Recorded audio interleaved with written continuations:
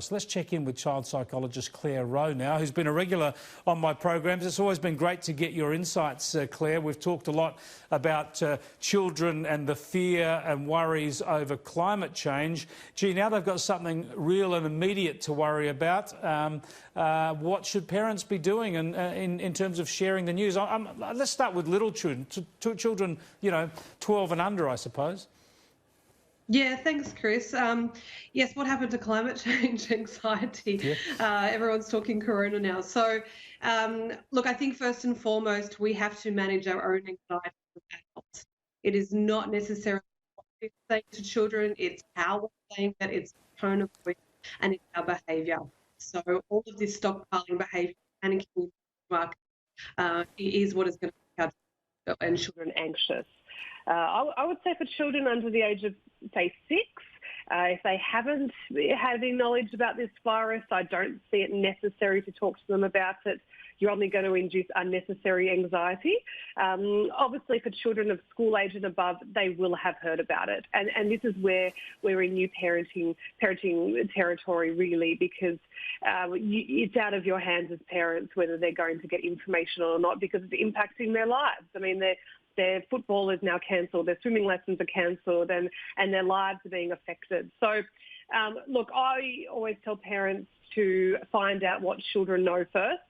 Ask them some questions. You must know about the coronavirus. What are people saying at school? How do you feel about it? So start with that first. And then use very non-emotive, non-panicking language, very matter-of-fact. And we can say things like, yes, people are concerned they won't have enough food at home, but we've got plenty. That type of matter-of-fact language to let our children know that they are safe and we are doing all we can to protect them. Now, the facts here are really comforting for children, and presumably we should share that information with children. While we need to tell them to wash their hands and keep social distance and do all those things, it's surely reassuring to be able to tell them that children tend not to get infected and certainly tend not to suffer badly from illness if they are. Oh, absolutely. And that would be my first kind of point of fact when I've got a child who responds when asking them what they know about it, that, yes, we're all going to die. Well, hang on a second. At the moment, children seem to be fairly spared from it and don't have bad effects. So we can say, yes, this is a virus, like, you might tell an 8-year-old like a stomach bug or like a very bad cold that you get, but this is a new virus. And lots of people are doing all we can to stop it spreading. And you are very, very safe, and it's not going to impact your health, but it may impact on those around you. So we're going to do all we can and wash our hands and try and steer clear of people until, we've dealt with that situation.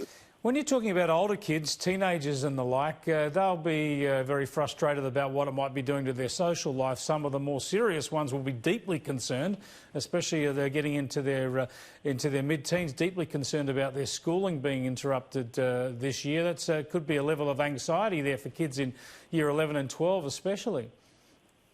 Yes, I think that's what I'm seeing, Chris. I've actually been quite pleasantly surprised with the younger kids coming through my office, and even early high school children. A lot of them reporting that, look, they're just sick of hearing it in the playground, but that, in fact, a lot of kids are quite, jovial and joking about it. Now, if that's a good thing or not, I'm not sure, but I'm glad that they're not panicking as much as I've seen with other world events. What I am seeing, though, is, and I saw today in my clinic, is HSC students who are asking the question, what is going to happen to my HSC? And, of course, the reason for anxiety is that no one can answer that question yet. And all I can tell them is that many, many people are trying to come up with the best possible solutions to help everyone's health. But, of course, there are people considering things like schooling, the HSC, and how this impacts on you. And, you will be the first to know once decisions are made. But in the meantime, we keep going and we keep attending our lessons and we do all that we can that's in our control. And often that can help children. We work out what do we have control over in this situation and what don't we. So let's focus on what we do have control over. We have control over practicing the good hygiene, but also, attending school as is per the recommendations at the moment, completing our work and carrying on in that way. But yes, the HSC students at the moment I really feel for. Just finally, Clare, more generally, I suppose, among the population, the sort of fake news and that's getting around and the alarmism in social media. We know about social media, but why is this circulated? Why are people susceptible to this? Do we want to believe a conspiracy, or do we want to believe the worst? Is there something wrong with people sharing all this sort of information? Well, I mean, there's something wrong in the sense that it hypes the panic, doesn't it? But I also think it's a glimpse into human psychology in some ways, and I think a lot of the effects of the coronavirus has been a glimpse into human behaviour and psychology. That actually, when these events occur, it doesn't always bring out the best in humans. So I think there is some appetite there for sensationalism. I mean, we have to kind of admit that is the clickbait, isn't it? That those headlines will get people clicking on it and reading it. So the more we use emotive language in media sources, it will pull people in. And people like congregating in groups and hyping things up. And there is that kind of group effect. Almost like Chinese whispers, if you like, that, news goes from one to the other, and whether you call that fake news, it's certainly exaggerated and highly emotive. And that's what gets people talking at work around the water cooler. So we've got to be very, very careful that we don't add to that. I think it's enormously difficult. It comes straight to our phones all day. It's buzzing on our Apple Watches. It's to us, fed to us all day. And so we've got to be very careful.